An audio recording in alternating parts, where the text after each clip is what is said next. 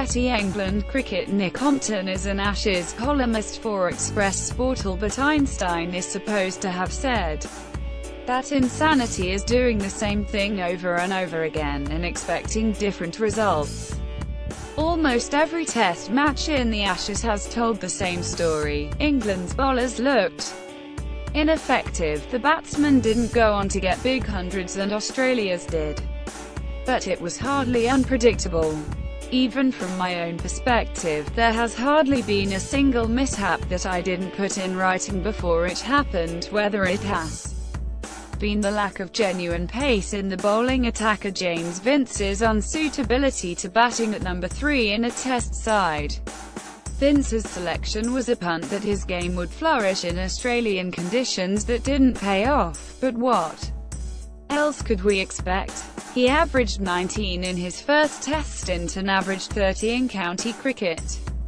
Monday, December 18, 2017. Australia have regained the Ashes and were quick to celebrate their victory. Look at the selection policy over the last 2 or 3 years.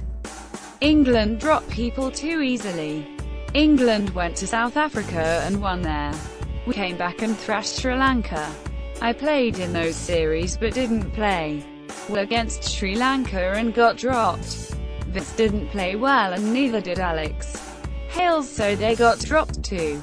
Suddenly, you're not really going anywhere and there doesn't seem to be a selection plan.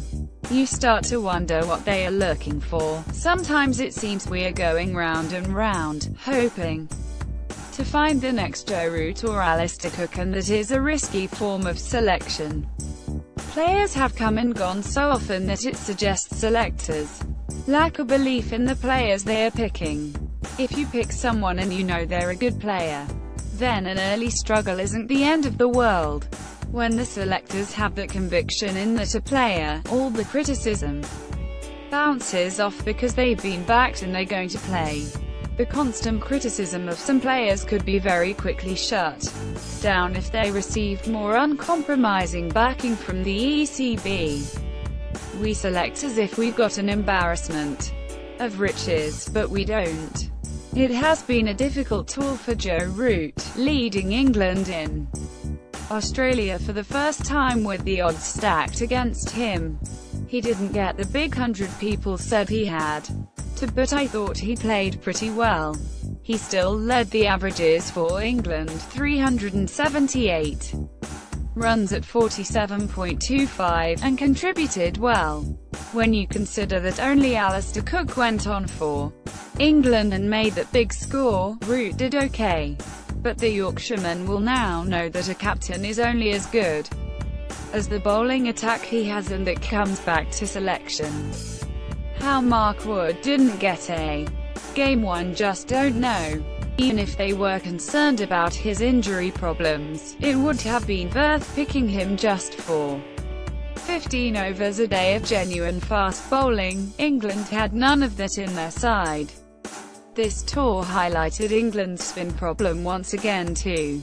At Sydney, Mason Crane's 193rd off 48 overs represented the worst ever figures for an England debutant, but it's not entirely his fault. I feel sorry for him. He's not ready. He hardly gets a game for Hampshire, so how can he be expected to come into a huge test match and rip through the Australian batting lineup that has been so prolific in this series? He should have been bowling for the Lions, learning his trade, while England had someone like Jack Leach as their second spinner in the main squad. Getty Mason Crane was given a baptism of fire by Australia in Sydney. Leach is criticised for only taking wickets because Somerset's home ground is so conducive to spin.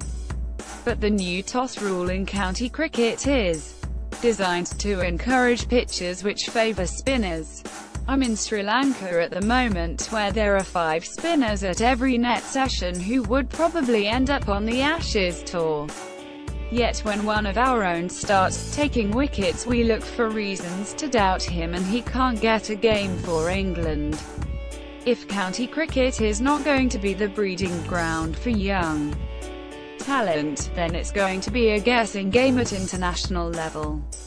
Unless we make big changes in the way we look at the game. In England, Einstein's insanity will continue. *****. Nick Compton is Ladbrokes Ashes ambassador. England are 3-1 to beat Australia in the ODI series. Starting on January 14, with a home side 1/4, *********.